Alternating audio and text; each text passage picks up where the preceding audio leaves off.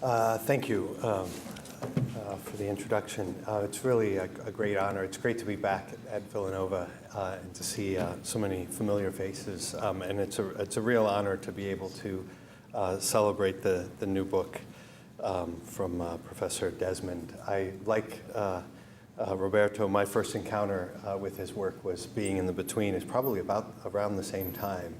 And I was amazed that one could actually write a work of philosophy as distinct from just a work of scholarship.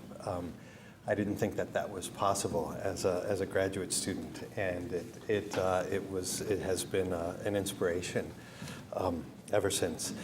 I was asked to speak on Veritas, so of the three words in the Villanova motto, and the title of my paper is True Being and Being True.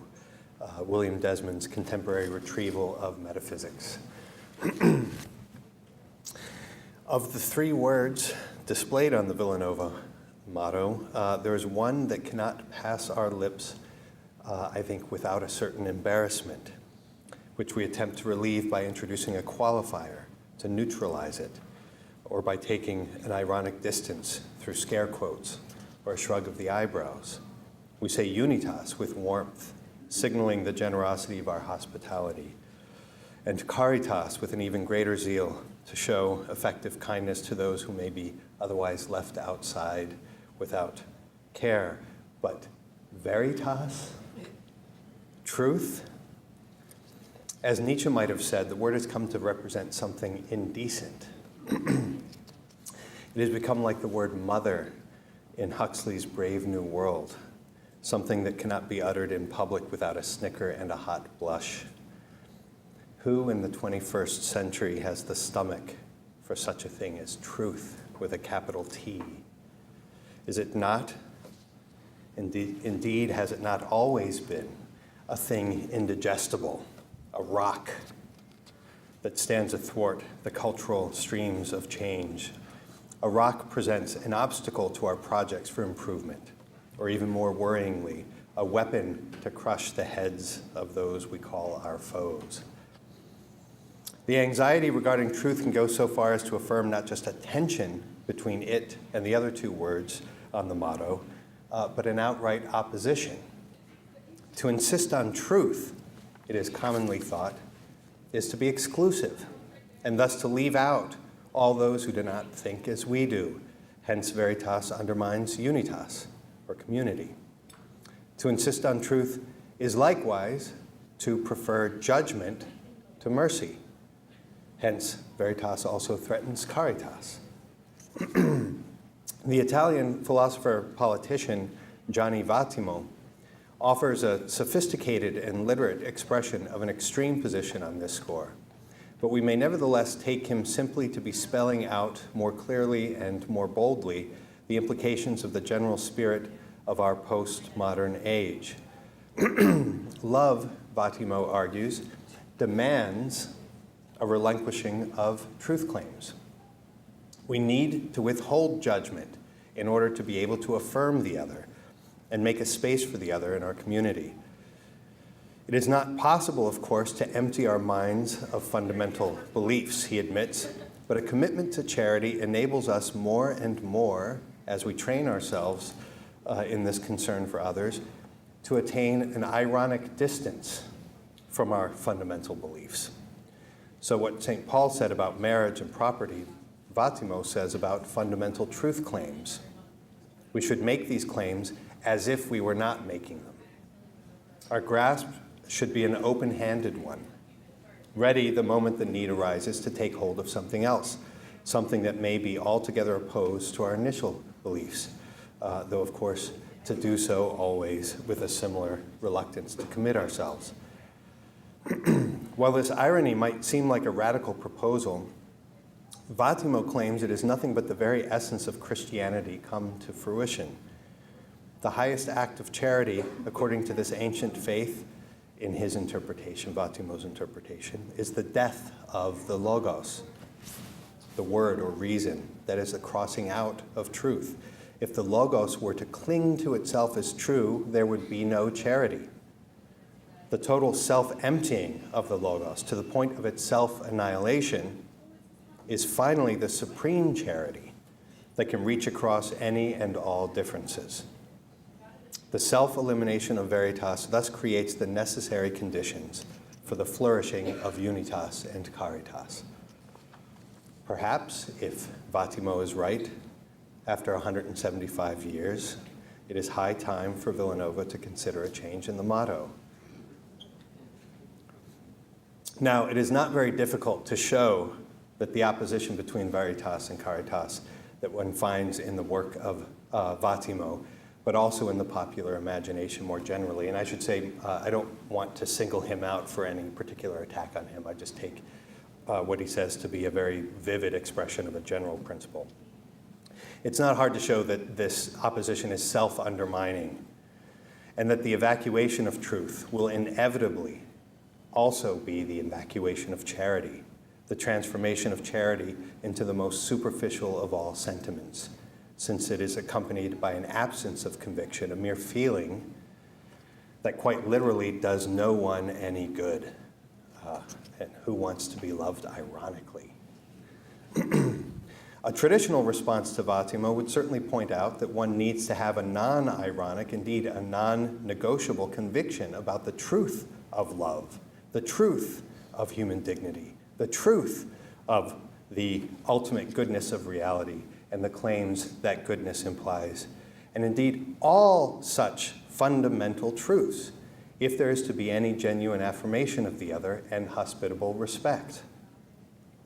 But let me suggest, and if there were more time, I could elaborate more extensively why, but here I can just suggest that the traditional response needs to be deepened, or else it runs the risk of recreating and reinforcing the conditions that prompted Vattimo's reaction. What is it about truth, or at least the claims that are traditionally made about it, that might lead one to think that it is essentially oppressive, inimical to the respect we owe to the other, and at odds with the calling to love?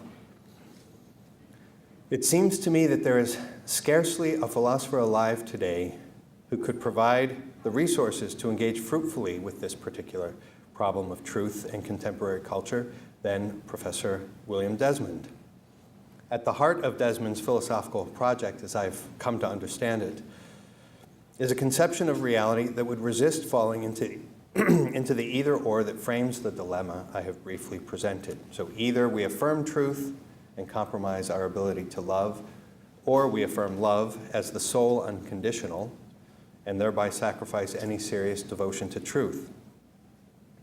The resources for outwitting this dilemma become especially apparent in his profound and beautiful book, The Intimate Universal, which we've gathered today to discuss.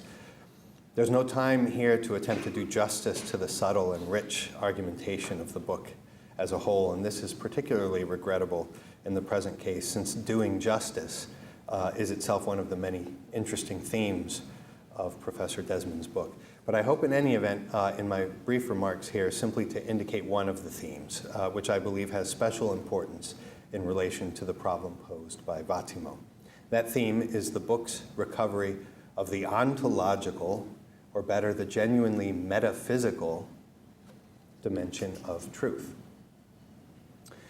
To get at this, let us first consider what Desmond means by the intimate universal, the central and organizing notion of his book. We can enter into that notion by means of a simple question. Do we necessarily move away from ourselves the closer we come to the other and others who lie in some sense beyond ourselves? Authentically religious thinking has generally recognized that this is not the case, at least in the most original instance.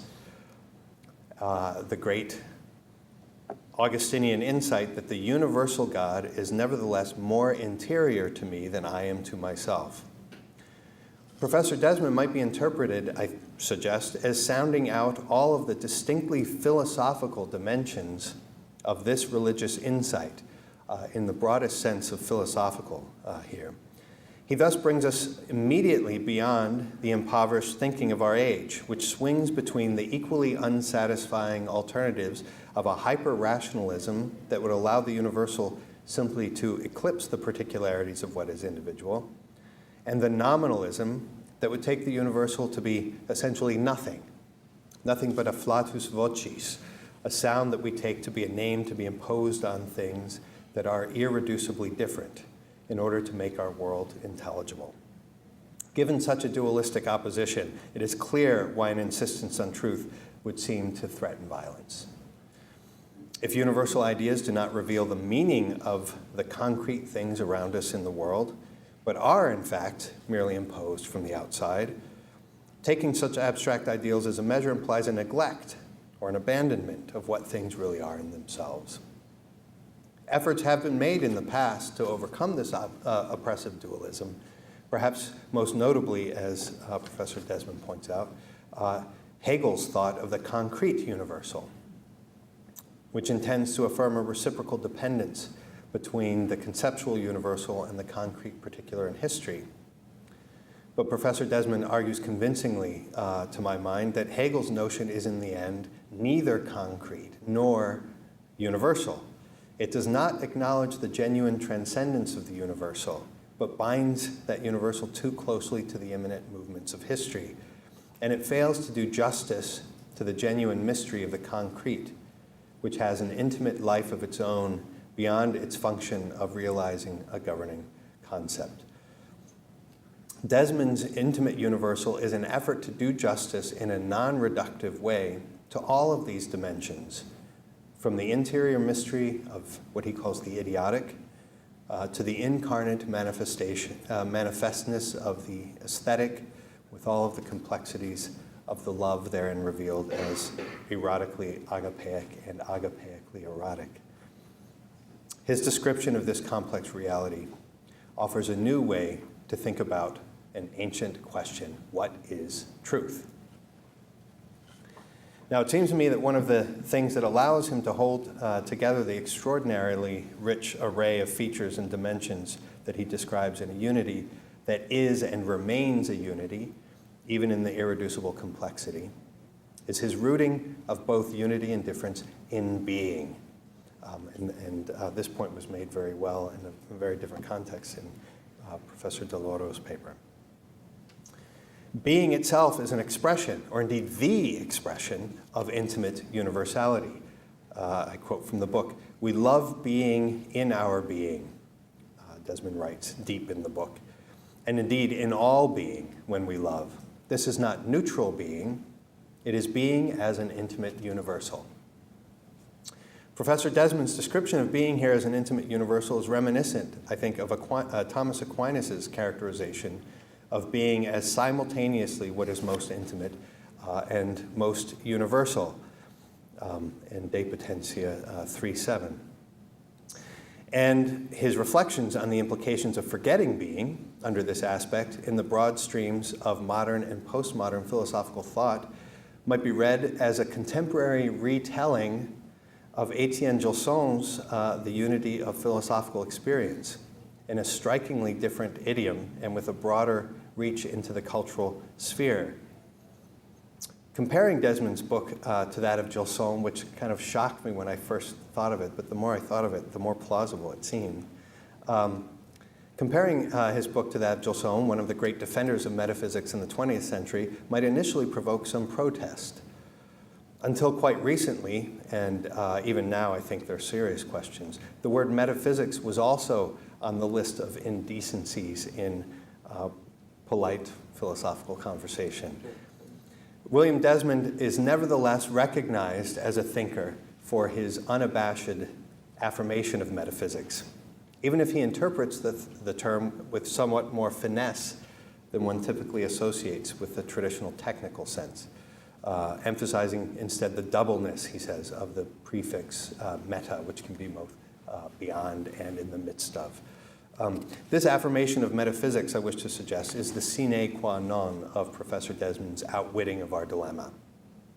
One might think at first that doing justice to both truth and love, both the universal and the particular, is finally just a matter of affecting the proper subjective disposition, an attitude, as Professor Deloro was describing. So in this case, instead of condemning the other or holding a kind of hostile reserve toward him, we ought to be kind. gentle, open, hospitable, gracious, and generous.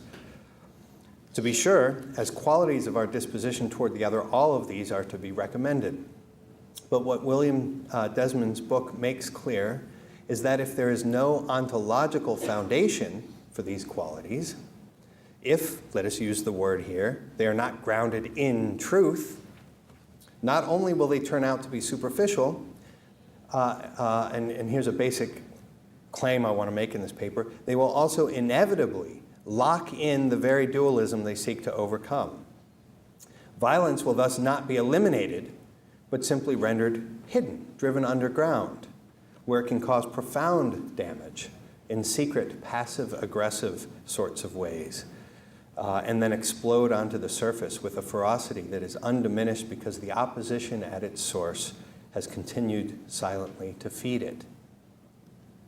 The point is subtle but quite important. Vattimo does not have a sense of the intimately universal mystery of being that would unite the self and the other beyond, but not in opposition to, whatever it is that might differentiate them from one another. Because there is not some reality present that we can adhere to in a positive way, for Vattimo, we have to enact the essentially negative maneuver of ironic detachment from ourselves. To use Professor Desmond's term, this is a counterfeit double of transcendence, this ironic detachment. In this case, the natural impulse of the mind to know and affirm has to be deliberately frustrated, which makes our relation to the other essentially mindless. But mindless means soulless and heartless. Mindlessness is inevitably violent because it is essentially empty in its form. Desmond, by contrast, urges us always to be mindful, which means, among other things, to act towards the other with intelligence intact. It is not an accident that the word mindful, beyond its literal sense, connotes for us a loving attention, a positive attitude of active receptivity. So what is it, we must now ask, that should fill our minds? What is the positive reality that carries us beyond opposition without compromising genuine and good difference? Overcoming the opposition between truth and love requires a recovery of the mystery of being, what Professor Desmond refers to elsewhere as its intimate strangeness. I think that's my favorite book of his. The proper subjective disposition of being true with all of the virtues of kindness and hospitality this disposition entails arrives as a response to the prior truth of being. Arguably, as a result of the forgetfulness of being, the sense of being true has tended to survive in the modern era only in the subjectivized and thus impoverished form that Rousseau granted it and Nietzsche celebrated. Truth as sincerity, a refusal to shift away from one's personal convictions. To thine own self be true. Such a being true is ultimately indistinguishable from mere self-assertion, and Vattimo is right to want to overcome this one-sidedness. But without the truth of being, the only alternative to self-assertion is a kind of self-contempt.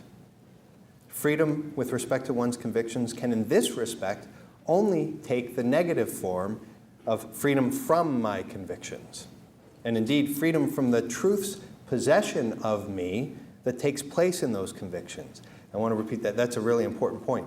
When we state a truth, we tend to think that this is a claim that the self is making. But I want to say that while that's true in a certain respect, we are being claimed by truth. We're actually taken possession of in that. And that dimension, I think, is crucial for overcoming this dilemma. For Professor Desmond, by contrast, there's a positive freedom that results from a deeper truth. His recovery of the mystery of being opens up a different sense of being true. For him, it means a confidence, a fidelity that is responsive to a presence that precedes it. It is a fidelity to myself, but contrary to the assumptions that drive nearly all the discussions in modern and postmodern thought, the recognition of the mystery of being reveals that my very own self is a participation in something greater than myself. And here's a paradox that needs to be kept in mind. The self exceeds its own borders. and this excess is constitutive of its very being, its identity. I exist only as always already a member of a community, originally from within the embrace of man and woman and the natural difference between them, as part of the community of a family, a neighborhood, a polis, and so forth. I cannot be true to myself, understood in the light of the first truth of being, without simultaneously being true in all of these other ways. There is no opposition between self and other. They are rather reciprocally joined in the gift of being. Heidegger has famously criticized the notion of truth as correctness, showing that correctness is possible only given a prior truth of being, which Heidegger interprets as an openness, a clearing, that enables a correspondence between the mind and particular things in any given instance. Professor Desmond, it seems to me, offers something similar, though his account does not eclipse the solidity, the certainty of our coming to knowledge in the way that Heidegger's account arguably does. I know he's ambiguous on that, but I think an argument can be made. For Desmond, it is indeed the case that we can pose the what is question and trust that we will be able to receive an answer to this question in any given instance. Indeed, a clear answer that we can formulate in propositions. Whereas Heidegger tends to speak in a dark and largely negative language, Desmond is altogether affirmative, and this without hiding from the negative, I want to stress. And this seems to be true because of the intimate universality of the truth that belongs to being. This truth, according to Professor Desmond, comes first. It is prior. It is always already there before us. Its priority makes a claim on us, but it is a claim that liberates. In the conventional perspective, which we have been suggesting Vattimo concedes, perhaps in spite of himself, truth is nothing more than an attribute of our knowledge, and so of the discrete claims we would want to make. To assert the truth of a proposition in this case, according to this understanding, is to grant a kind of absoluteness to the particular grasp that I, as an autonomous agent, have managed to achieve. As Vattimo puts it, to make a truth claim is to isolate a single perspective from the infinity of possible perspectives, and to accord that perspective a special privilege that is therefore denied to all the others. This cannot but appear unjust and indeed uncharitable. But this interpretation takes for granted that there is nothing beyond the infinity of perspectives, which is to say that truth is an adjective that can apply only to a subjective appropriation of a thing. It takes for granted that there is no truth of being as such. The perspective changes radically, so to speak, when we recognize truth in its properly ontological or metaphysical sense. For William Desmond, to assert the truth of a proposition is to move in the opposite direction from what we described above, or better, to move in two directions at once. The lover of truth makes a claim, to be sure, but this claim is expressive of a more fundamental claim on me insofar as I love truth, a claim that enables my own claim. So in confidently asserting the truth of a proposition, I am trusting not just myself and my grasp, but I'm trusting myself only because I place my trust in something greater than myself. I am entrusting myself when I make a truth claim. Our autonomy as agents is not denied here, but it is integrated in a way that transforms it in the more fundamental presence of the truth of being. As Professor Desmond puts it quite beautifully, and I quote at length here, there's a heteronomy at work here in this presence of truth, but it is no squashing otherness. It is releasing and enabling of the very search for truth. And this prior enabling is not determinate thought, nor determined through ourselves alone. Hence, it cannot be defined in the logic of autonomy. This prior enabling is just what allows us to be relatively autonomous at all. We would not be autonomous were not autonomy enabled by something prior to and other to autonomy. Self-determining thinking is released into its own freedom to think for itself by an enabling resource that is not itself, a source not to be captured in terms of this or that determinate thought, or by thought's determination by and for itself. There is more that allows thinking to be itself more than itself. End quote. To describe the radical shifting of perspective that occurs here, Professor Desmond coins a phrase inspired by a Wordsworth poem, a phrase that turns our perspective, so to speak, around on itself. He speaks of a beholding from, an admiring gaze that is not an intentional act that originates in a subject and terminates in an object. Sort of a one-way trip there. Instead, it is a beholding that originates from an already given unity, we might say, between the subject and object, so that my act of beholding sources beyond my act, and thus takes on the character of a participation in a beholding that is greater than just me alone and greater than my limited perspective. Desmond associates this beholding from with what he calls astonishment. It is right here that we meet up with what I believe is one of Professor Desmond's most powerful insights. And I would suggest that it is precisely this insight, even more perhaps than the notion of the between that is most often associated with him, that gives his thought its most distinctive color and depth. This insight is what Desmond calls the passio essendi, the patience of being, which he reveals to be the more original root of the conatus essendi, which we heard about earlier, so fundamental to the thought of Spinoza and therefore to the whole modern world. For Spinoza, the conatus is a striving after self-preservation. But for Professor Desmond, this striving is not what is most basic, although it's not eliminated.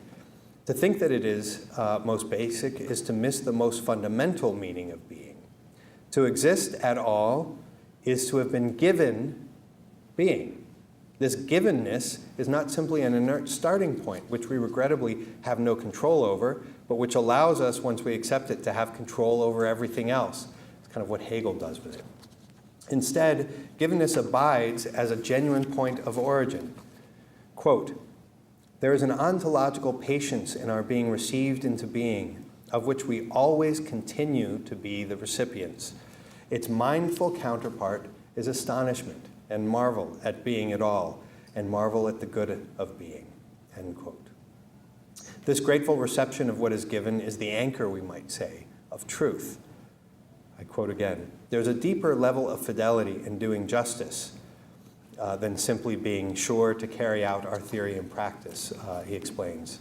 And the quote continues, "This is the more primordial level of the patience of being, patience in being true." Professor Desmond makes clear that a recognition of this dimension eventually requires an openness to religion, or more specifically, an openness to the God who is already gift in himself, which would explain why the dilemma we have been discussing would coincide with the marginalizing of religion, which doesn't mean an elimination. It's marginalized, that it's intensified, but at the margins. And why neither Vattimo's death of the Logos nor Heidegger's radically atheistic thinking suffices in the end to carry us beyond the dilemma. But this givenness is also necessarily mediated in and through the very concrete relationships with others that constitute our existence. By virtue of the intimate strangeness, the intimate universality of being, we relate already to ourselves as other. But then, of course, to the others that constitute our family, the other members of our various communities, and so forth. If Spinoza interprets the conatus essendi as an essentially non-analogous drive to self-preservation, a kind of continuance in the same, then Professor Desmond, who reads this conatus as rooted, rereads it rather, as rooted in the prior passio essendi, is able for his part to bring out its etymological sense, echoing an insight from the French poet Paul Claudel. Conatus, or connaissance, as Claudel, it was a precious notion for him, is a being born with, conatus, being born with. It is the self's discovery of itself as always already intertwined in and with the other as a co-participant in the great mystery of being. Quote, "There is something in self-affirmation that relativizes self-affirmation." Now, the subtlety of this is very important. There is something in self-relativization that relativizes, or sorry, self-affirmation that relativizes self-affirmation. There is something in its self-affirming, self-affirmation communicating of its being given to be at all, something making it porous relative to what is other than itself, and porous not just as servile passivity. So here's my concluding paragraph. What does all of this imply for the relation between truth and love? To reject metaphysics, I suggest, is to render inescapable an opposition between the two. In this case, we may wish to affirm love, but it cannot be a faithful love. It cannot be true. It cannot do justice to the truth of love. The absolute self-sacrifice of such an impoverished form of love will turn out to be the flip side of an intractable narcissism, because an unattainable other can make no real claim on me beyond what my sovereign ego wishes, ad libitum, to take upon itself. But the intimate universal reveals both that this claim cannot finally be reduced to a project of my own making, some form of idol or means of mere self-gratification or self-glorification, and at the same time, that the claim of the other nevertheless moves me already from within. It remains a claim to what I have already begun to respond before any deliberate consent, as it were. This is why the response necessarily takes the form of fidelity, being true, doing justice to what is already given. Being true is a response to a claim that both comes to me from without and addresses me from within, and so bears the same paradoxes of inwardness and self-transcendence that are inescapably a part of love. Because the claim arises from a place deeper than the self, whether mine or the other's, I am able in my response to draw on resources that exceed my inevitably all too narrow intentions, and able to touch the other intimately, to communicate in a profoundly effective way a goodness greater than myself. In this way, devotion to truth entails not an oppressive imposition of my own ideas on the other, but a mysterious intertwining of the two of us, an intertwining that is captured with exquisite beauty in St. Augustine's description of the genuine act of teaching. I want to thank Michael Camacho, who's here, for drawing my attention to this text from Augustine that so beautifully captures this point. So this is his description, and it's a subtle point, so you got to pay attention. This is what teaching is, he says. It's the feeling of compassion, or in the genuine teaching, the feeling of compassio is so strong that when our listeners are touched by us as we speak, and we are touched by them as they learn, each of us comes to dwell in the other. And so they speak in us what they hear, while we, in some way, learn in them what we teach. In the place of autonomous agents acting on each other from the outside, forcing into the center their own inevitably partial conceptions of things, we have co-inhering actors who dwell in each other because each arises from an intimate presence that transcends them both. William Desmond's Intimate Universal reveals, in a word, that Veritas and Caritas are not at odds, but belong essentially together in a Unitas, which is ultimately the unity of being. Thank you.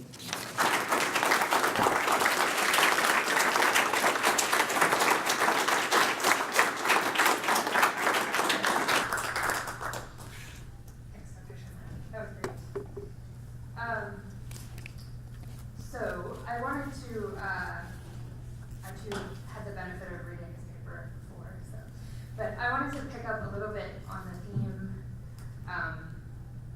of this reduced understanding of truth as sincerity or authenticity that you point out in the paper, which I actually think is incredibly relevant right now in our culture.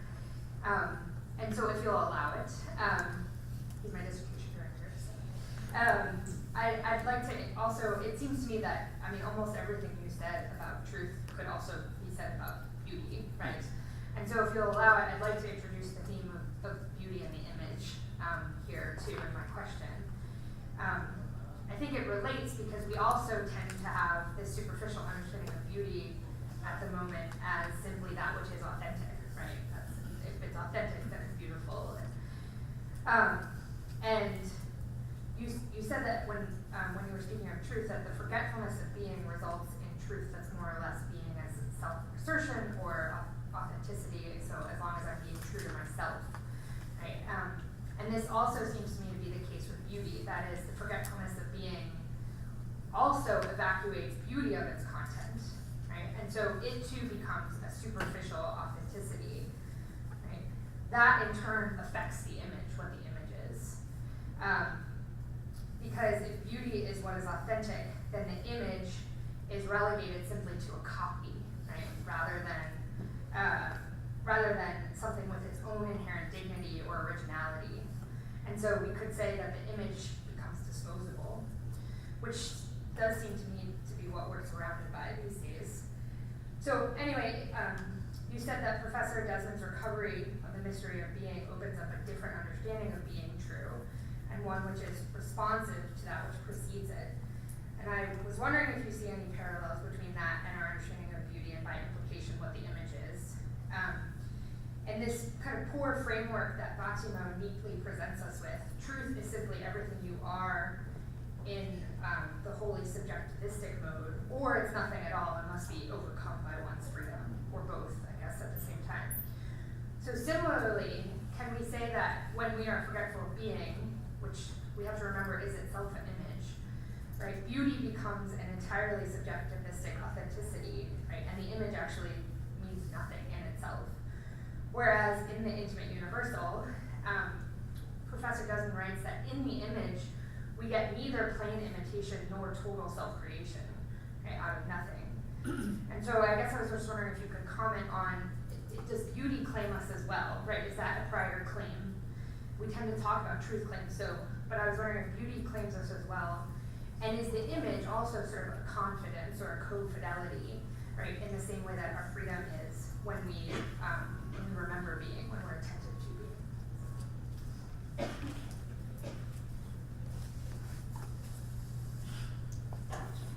Thank you, Rachel. That was a very illuminating reflection, and in a certain sense, I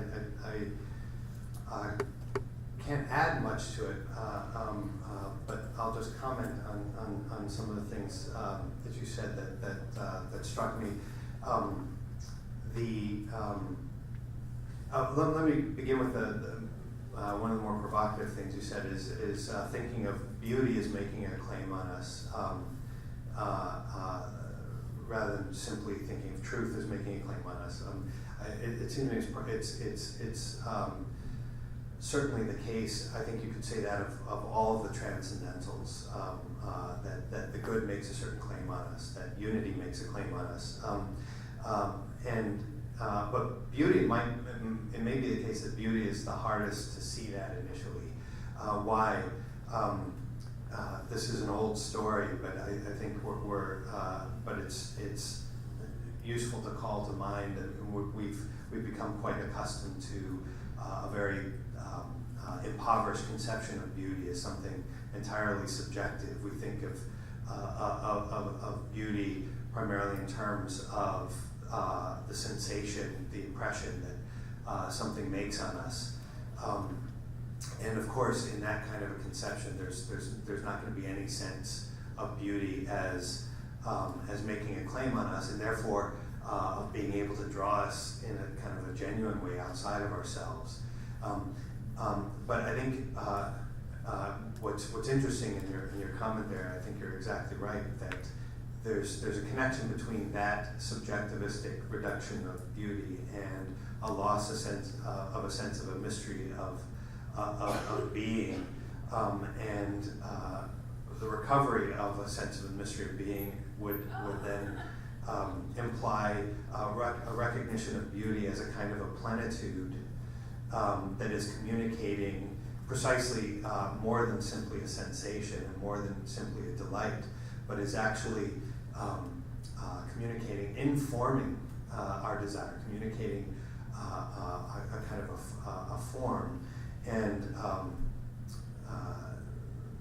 that form, in a certain sense, it'd be interesting to think that through in terms of as an image, but an image not in the kind of a sense of a mechanical reproduction, but in a much more organic sense as the fruitfulness of beauty that then bears fruit in us.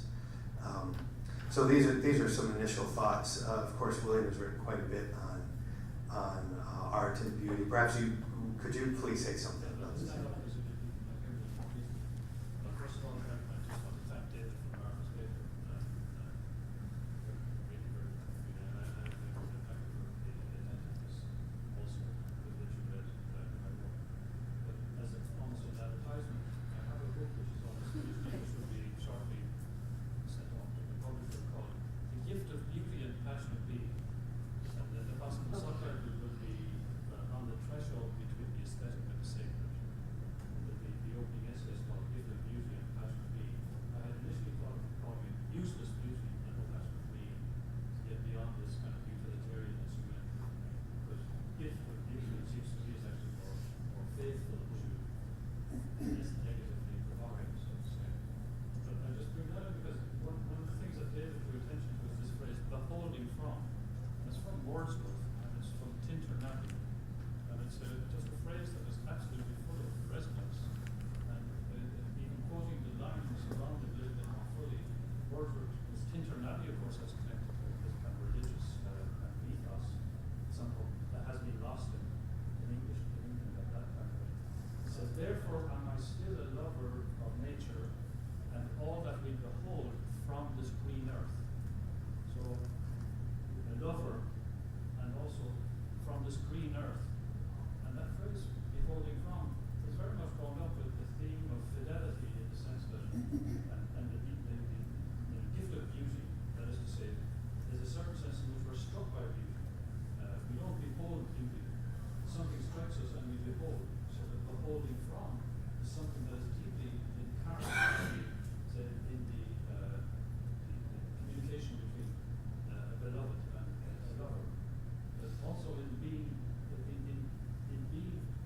beholding from, there's this sense of being beholden to.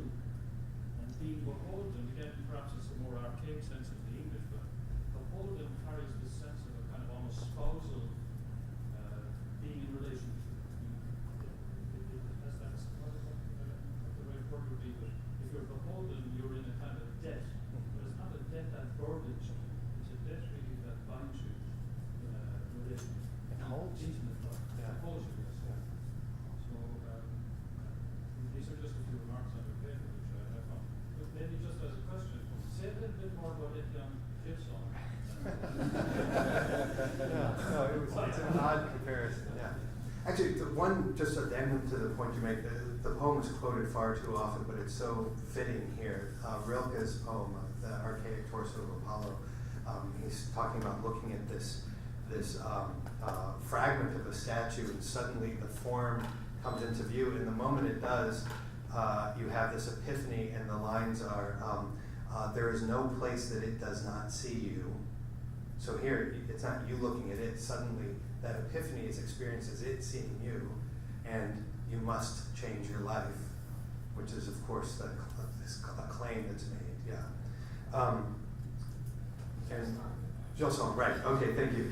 Yeah, if you're not familiar with the book, it's much more limited in its, well, I mean limited, it's about being, so it's unlimited, but it doesn't have, this one is the unity of philosophical experience, and the unity of philosophical experience, he basically makes the claim, and it's similar to the point that you were making in response to Professor Deloro's paper, that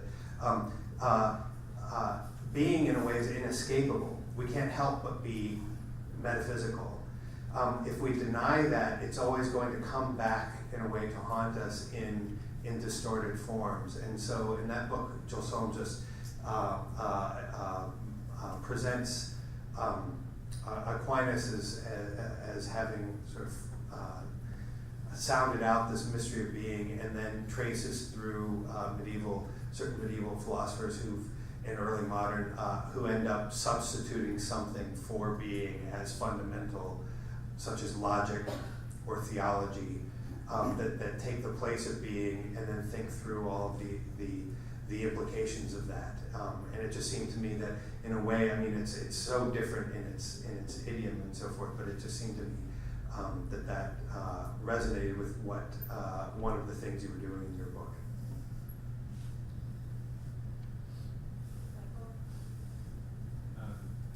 Thanks actually for that. I'm interested in the question about love and truth, which is what your Sorry? was. Sorry, I'm interested in the question about love and truth. And so I think that, I really appreciate that. One point is, against Fidelity, these aren't sort of in opposition, deadlocked opposition. But I think beyond that, and it's not just a matter that we need to sort of balance them then either, right? So part of your point, as I took it, was that without love, you won't have truth, and without truth, you won't have love. But I know that it's, in some other works, like in the Catholic recent, you're thinking there about truth in sort of having a form of love, right? Between the way in which subject and object come together, and also sort of in an interesting, in a way in which each has an integral place within the other, and also sort of bearing fruit that is the insight, the truth itself. So, what do you think that what's in terms of the nature of the relationship? Is there would you give a priority to one over the other, also especially in a Christian or Catholic vision of things, and how would you do that in a way that wouldn't end up in a kind of sentimentalism or voluntarism if you give the priority to love, or vice? I mean, you see the need for affirming both, but is there within that priority of both a kind of priority of one particular? Sure. One of the implications of the unity of truth and love. So, two points to make. It seems to me that these elements of the drama of truth, this truth as a dramatic encounter, come to the fore, and I think one of the most interesting ways of thinking about this is truth as fruitfulness, which I know also is a point that you develop, and I think that's a very interesting way to think about truth as inspired by love. Your other question about is there a priority to one or the other? One of the arguments in that I make in that book is that the problem, it becomes a real problem and a dilemma if we associate truth simply with the intellect and then associate love simply with the will. And I think this overly simplistic association of love and the will is especially problematic.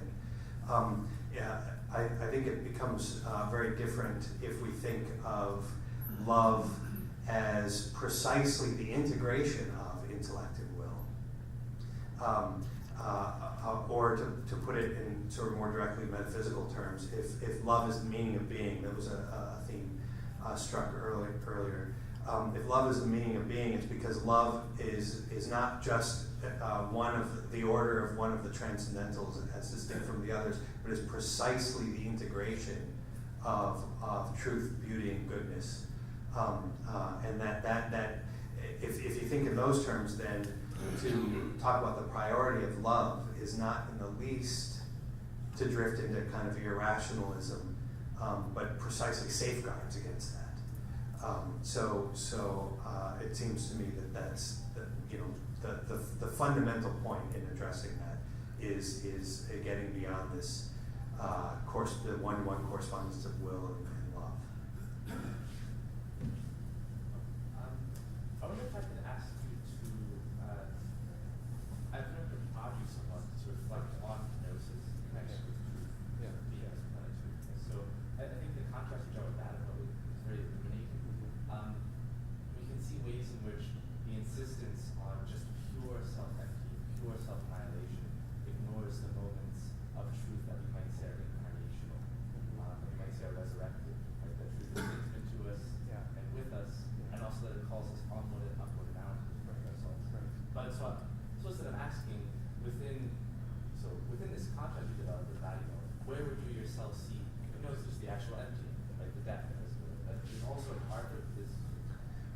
Oh, absolutely. And here I would draw on William's idea of fidelity, co-fidelity. I mean, it seems to me that the problem with the kind of death of God sorts of ways of thinking is kenosis becomes something entirely irrational, and in fact, I mean, in its radical sort of altruism,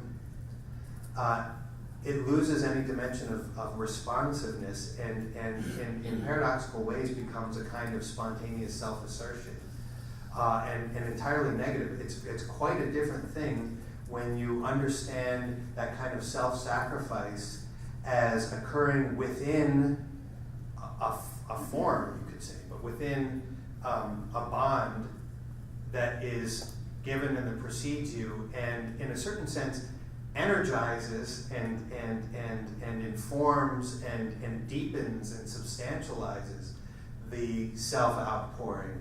But that occurs always inside of a greater affirmation, that the radical yes that is absolutely indispensable for us to have the no to self that kenosis implies. And if you start with the no to self, it becomes violent in all sorts of really, really deeply problematic ways. No. Sorry, just on the question of the relation between love and truth. Mm-hmm. One way to go about understanding the relation might be to retrieve the idea of the agape nature of the origin, which in fact is a kind of condition of possibility for the opening up of truth itself. Right? In that sense, what you said about love is a kind of height transcendental. Speaks, I think, properly to the more radical nature of love over truth. So I don't want to necessarily read the philosophy of fact, right? But and certainly that's not what he's saying. Because, of course, his death of the locus is really quite different from what we're talking about. But that kind of made me think of another text, and that is the conclusion of von Barthes' first volume on truth. I don't know if you recall that there's a marvelous passage in which he's talking about the final vision, when we will be looking at God.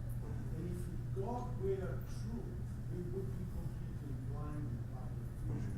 But because God is love, then we are, in fact, swimming in the wisdom of His own giving. I wish I had the text with me, because it's a fantastic. And he talks about the angels covering your exactly, faces. the angels covering that. Yeah.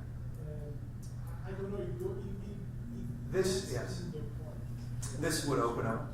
Yeah, this would open up a very large discussion. I actually think that Balthasar's position developed on that point, and I think in Theologic 1, I would argue that there's still a kind of dualism, really, between truth and love. I mean, he's trying to overcome it in all sorts of ways, but I think his position on that evolves in his later works with the discovery of Ferdinand Ulrich and Gustav Siebert and some more metaphysical thinkers. He didn't have that. His sources were more phenomenological at that point. But anyway, but that opens up a very large discussion that we can't do now because we've been signaled that time's up. So. Well, do we have a round of applause?